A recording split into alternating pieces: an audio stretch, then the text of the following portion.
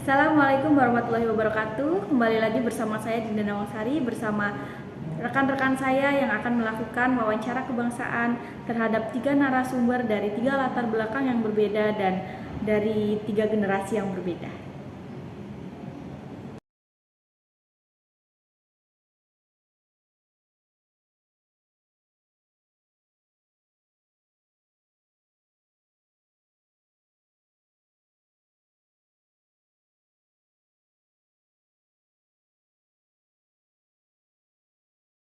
Kalau kita berbicara tentang wawasan kebangsaan, apa sih yang ada di pikiran kita?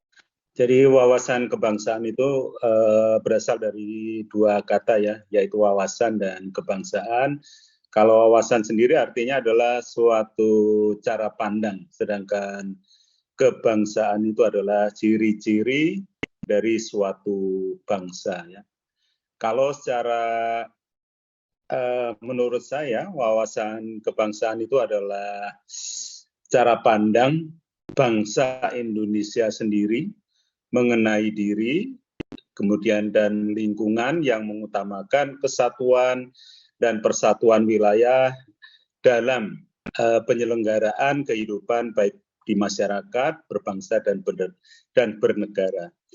Dan karena Indonesia itu merupakan negara yang terdiri dari berbagai pulau, yang terdiri dari banyak budaya, adat istiadat, dan kekhasan dari masing-masing daerah, maka wawasan kebangsaan ini sangat diperlukan di Indonesia agar terjadi satu kesatuan dalam rangka untuk memperkuat persatuan dan kesatuan Indonesia.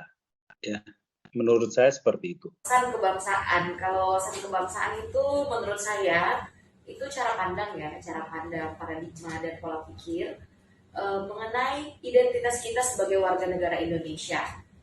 Jadi terkait dengan identitas kita sebagai warga Indonesia ini, kita memiliki tanggung jawab apa sih?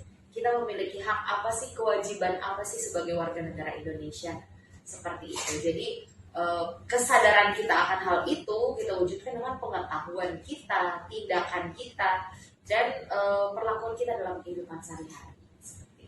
Menurut saya, wawasan kebangsaan adalah sudut pandang kita sebagai warga negara terhadap bangsa kita, yaitu negara Indonesia. Sudut pandang ini bisa dilihat dari sikap kita kepada negara itu seperti apa.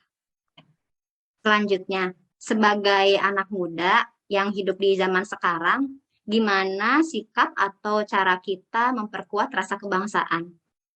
Saya generasi yang sangat welcome segala kemajuan teknologi, karena tanpa kita kita sebagai orang yang siap untuk menghadapi masa 4.0 ini, jadi kita harus siap dengan segala macam teknologi yang baru yang harus kita hadapi. Bahkan bukan apa yang ada di depan kita, apa yang masih akan belum datang pun kita sudah harus mempersiapkan diri. Jadi kalau saya sangat welcome segala kemajuan teknologi itu. Namun bagaimana hubungannya dengan bela negara, dengan status kita sebagai warga negara Indonesia adalah mempelajari dan menggunakan teknologi itu justru untuk membudayakan budaya kita, untuk mempertahankan ketahanan negara kita, seperti itu. Jadi wujud kita tahu, kita mengenal, kita menggunakan kembali lagi untuk negara sih. Ya, intinya adalah bahwa wawasan kebangsaan itu akan menuju kepada NKRI harga mati. Jadi diharapkan bahwa setiap warga negara Indonesia itu harus mengutamakan kepentingan negara dan bangsa di atas kepentingan pribadi maupun golongan.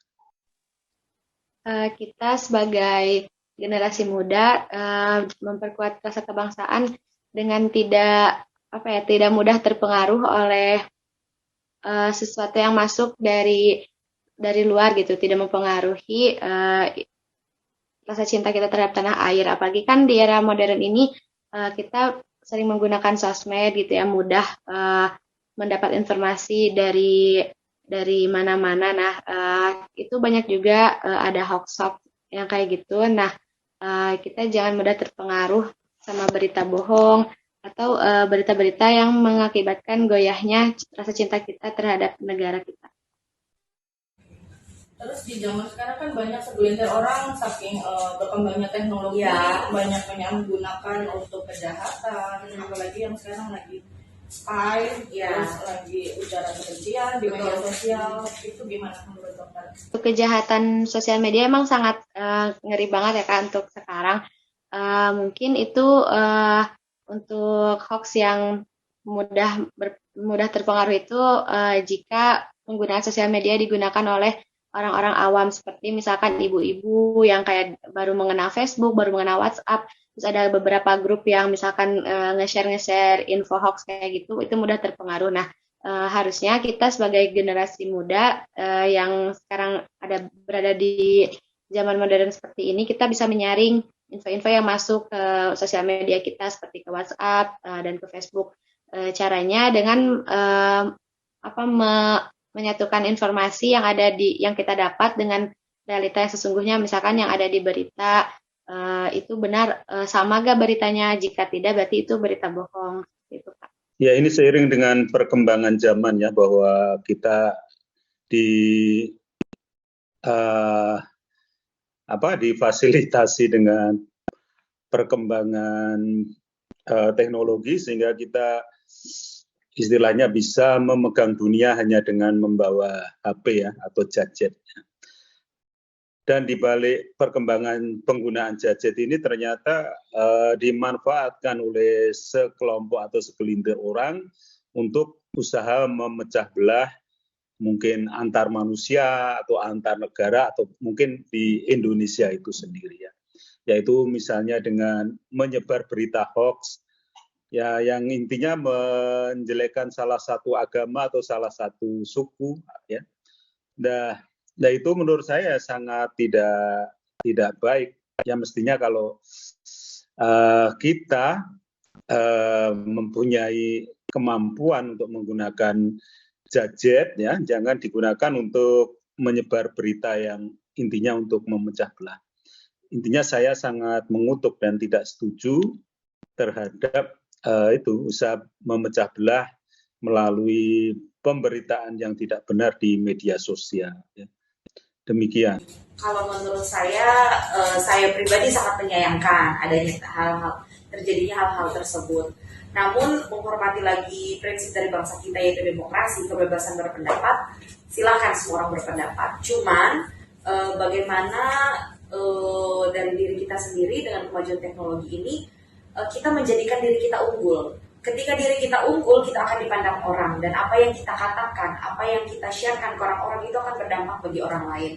Jadi menurut saya hate speech dapat dikalahkan dengan positivity speech. Ketika kita adalah orang yang dinilai baik oleh banyak orang, dikenal oleh banyak orang, memiliki prestasi yang kita sampaikan, yang kita sebarkan juga, misalnya kalau saya memutuskan untuk menyebarkan hal yang baik melalui sosial media, melalui kemajuan teknologi ini, saya percaya orang akan lebih trust saya yang orang lihat berprestasi, memiliki nilai-nilai dan prinsip yang baik dibandingkan orang yang sosok-sosok yang tidak bertanggung jawab seperti ini. Jadi sebanyak-banyaknya orang spread hal yang negatif, kita juga semakin banyak menyebarluaskan hal-hal yang baik seperti itu. Gimana sih pendapat kamu tentang berita hoax tentang vaksin di sosial media? Saya yakin dan percaya bahwa penyakit COVID itu ada. Ya.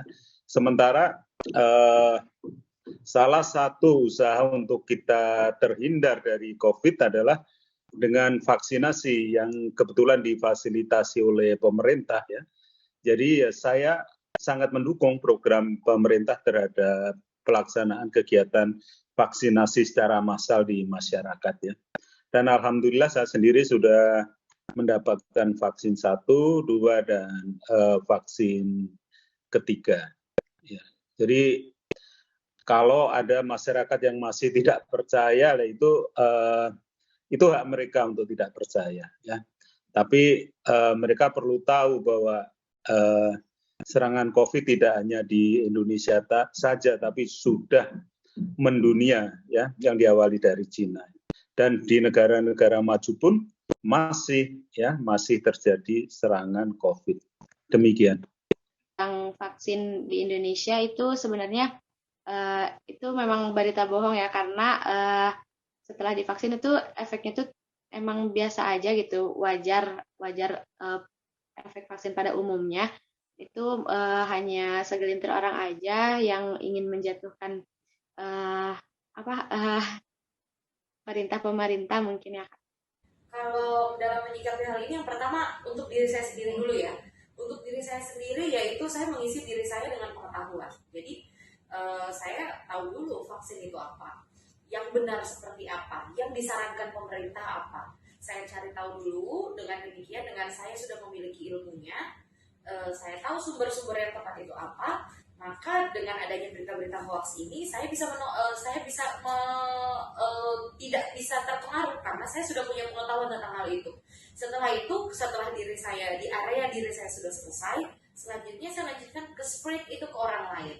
Jadi ketika ada orang yang cerita tentang hal yang salah kepada saya tentang hal itu, baik secara online maupun direct secara langsung, mungkin satu, yang pertama saya tidak akan terpengaruh, dan yang kedua saya menilai orangnya. Kalau orangnya bisa saya bagikan, bisa saya share tentang hal yang benar, pasti saya akan tetap mengatakan kebenarannya. Tergantung lagi orang itu mau menerima atau tidak. Tapi yang paling pertama buat saya adalah ke diri kita sendiri dulu, kita shield dulu diri kita. Seperti itu sih untuk menyaring. Baik, saya akan membacakan kesimpulan dari wawancara tersebut. Yang pertama yaitu 3 narasumber sepakat bahwa wawasan kebangsaan adalah cara pandang kita terhadap bangsa, yang hal ini kaitannya adalah dengan bangsa Indonesia. Kemudian untuk cara memperkuat rasa cinta kebangsaan, ternyata dari 3 narasumber memiliki 3 sudut pandang yang berbeda. Yang pertama yaitu dari anak SMA mengatakan bahwa cara memperkuat rasa cinta kebangsaan kita itu dengan tidak mudah terpengaruh kepada berita bohong atau berita yang menyebabkan goyahnya rasa cinta kepada tanah air. Kalau Bapak dosen mengatakan bahwa caranya yaitu dengan mengutamakan kepentingan negara di atas kepentingan pribadi atau golongan. Sedangkan dari dokter polisi mengatakan bahwa kita harus siap dengan segala teknologi dan menggunakan teknologi untuk membumikan budaya dan antusias untuk kebaikan bangsa dan negara. Kemudian dari anak SMA mengatakan bahwa hoax tentang vaksin hanyalah ulah dari segelintir orang yang ingin menjatuhkan pemerintah. Untuk menyikapinya itu bisa dilakukan dengan menyaring berita yang kita terima dan mencari tahu apakah berita tersebut sesuai dengan fakta atau tidak. Jadi intinya pada 3 narasumber mengatakan bahwa setiap kali kita menerima berita dari sosial media ataupun media televisi atau media yang lain, itu sebaiknya kita mencari tahu dulu kebenaran berita tersebut sebelum mempercayai berita tersebut benar adanya. Ya, demikian wawancara yang kita sudah lakukan. Sebelumnya kami mengucapkan terima kasih banyak kepada narasumber-narasumber yang sudah bersedia untuk diwawancarai. Semoga wawancara ini bermanfaat untuk semua, dan wassalamualaikum warahmatullahi wabarakatuh.